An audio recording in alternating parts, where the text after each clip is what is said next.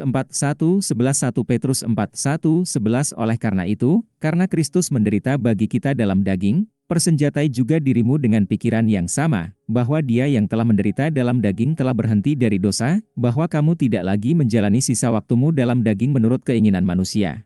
Tetapi menurut kehendak Tuhan, pesta pora, mabuk-mabukan, dan penyembahan berhala yang keji, dan mereka berpikir aneh bahwa kamu tidak lari dengan mereka di amukan pembubaran yang sama, menghujat. Kamu. Siapa yang akan memberikan pertanggungjawaban kepada Dia yang siap untuk menghakimi orang yang hidup dan yang mati? Kepada orang mati, agar mereka benar-benar dihakimi menurut manusia dalam daging, tetapi hidup menurut Allah dalam roh, dan akhir dari segala sesuatu sudah dekat. Oleh karena itu, waspadalah dan waspadalah dalam doa, tetapi di atas semua itu, milikilah kasih yang berkobar-kobar satu sama lain, karena cinta akan menutupi banyak sekali dosa. Bersikap ramah satu sama lain, tanpa bersungut-sungut, masing-masing memberikan hadiah kepada orang lain sebagaimana dia telah menerimanya, sebagai penatalayan yang baik dari berbagai anugerah Tuhan. Jika ada yang berbicara, biarkan dia berbicara sesuai dengan firman Tuhan. Jika ada yang mengatur, biarlah dia mengatur sesuai dengan kuasa yang diberikan Tuhan, supaya dalam segala hal Allah dimuliakan melalui Yesus Kristus, yang memiliki kemuliaan dan kuasa sampai selama-lamanya. Amin. 1 Petrus 4:1-11 Menderita penganiayaan bagian kedua mengidentifikasi dengan Kristus dalam penderitaannya hidup untuk Tuhan. Pertanyaan diskusi: jika Anda memutuskan untuk hidup bagi Kristus, apakah tidak dapat dihindari bahwa Anda akan menderita karenanya? 2 Timotius pukul 3:12, penderitaan macam apa yang kita hadapi? Apakah menurut Anda ini memiliki lebih banyak kesamaan dengan teman-teman Kristen Anda daripada dengan teman dan kolega non-Kristen Anda? Hal-hal macam apa yang mungkin merupakan versi modern dari apa yang orang-orang kafir pilih untuk lakukan? Apakah ini terlihat terkejut bahwa Anda tidak bergabung dengan mereka? Ungkapan sederhana apa yang dapat Anda gunakan untuk memperingatkan mereka tentang hari penghakiman? Bagaimana Anda dapat menggunakan karunia Anda untuk melayani?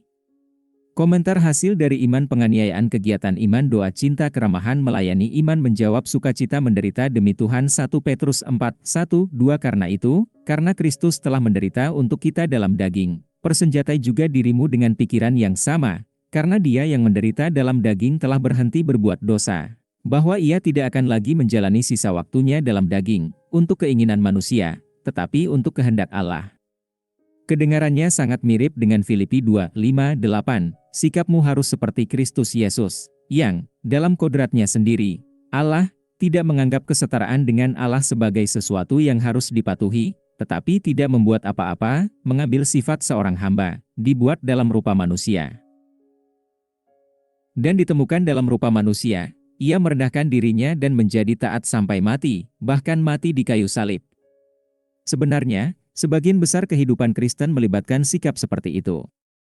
Bukan sekedar tindakan, tetapi sikap berjalan sebagaimana Kristus berjalan dan dengan sikap yang sama, memiliki alasan yang sama untuk melakukan hal-hal yang Ia miliki, yaitu melakukan kehendak Tuhan meskipun ada konsekuensinya terhadap daging, sumber daya, martabat. Ia juga mengatakan, mereka yang menjadi milik Kristus Yesus telah menyalibkan sifat berdosa dengan nafsu dan keinginannya. Galatia pukul 5:24 Karena kasih karunia Allah, mengajarkan kami untuk mengatakan, tidak, kepada kefasikan dan keinginan-keinginan duniawi, dan untuk hidup dalam kehidupan yang berdaulat, lurus, dan saleh di zaman sekarang ini. Titus pukul 2:12 Tidak dapat dielakkan bahwa bagi seseorang untuk hidup menurut kehendak Tuhan, mereka akan menderita dalam daging. Dan jika tidak ada alasan lain selain itu, daging melawan roh, dan roh melawan daging, dan ini satu sama lain, sehingga kamu tidak melakukan apa yang kamu kehendaki. Galatia pukul 5:17 Apakah orang-orang menganggapmu aneh? 1 Petrus 4:3-4 Karena kamu telah menghabiskan banyak waktu di masa lalu melakukan apa yang orang-orang kafir pilih untuk lakukan, hidup dalam pesta pora, nafsu, kemabukan, pesta pora, dan penyembahan berhala yang menjijikkan. Mereka merasa aneh bahwa Anda tidak menyelam bersama mereka dalam kebingungan yang sama, dan mereka menghina Anda. Adapun karakteristik gaya hidup berdosa duniawi, tidak ada alasan. Petrus di sini mengatakan bahwa hal-hal seperti itu, orang-orang kafir memilih untuk melakukannya. Orang berdosa seperti itu karena pilihan.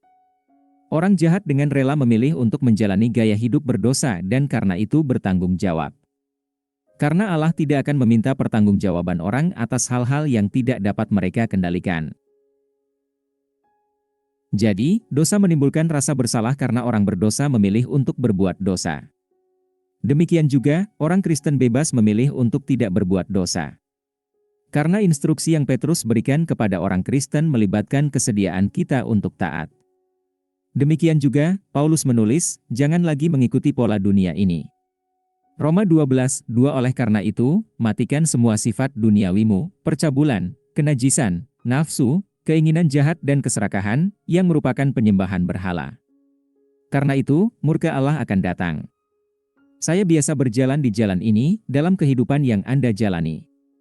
Tetapi sekarang Anda harus menyingkirkan semua hal ini, kemarahan, kebencian, fitnah, dan bahasa kotor dari bibir Anda. Jangan berbohong satu sama lain, karena kamu menanggalkan diri lama dengan praktikmu dan mengenakan diri baru, yang diperbarui dalam pengetahuan menurut gambar penciptanya. Kolose 3:5-10 mengenai reaksi dunia terhadap pertobatan kita dari cara hidup kita sebelumnya, Yesus berkata kepada saudara-saudara duniawinya, dunia tidak dapat membenci kamu, tetapi dunia membenci aku, karena aku bersaksi bahwa apa yang dilakukannya adalah jahat. Yohanes 7:7 Apakah dengan kata-kata atau gaya hidup, orang Kristen bersaksi tentang kejahatan dunia, sehingga menimbulkan permusuhan pada diri kita sendiri? Ini adalah bagian dari kehidupan Kristen.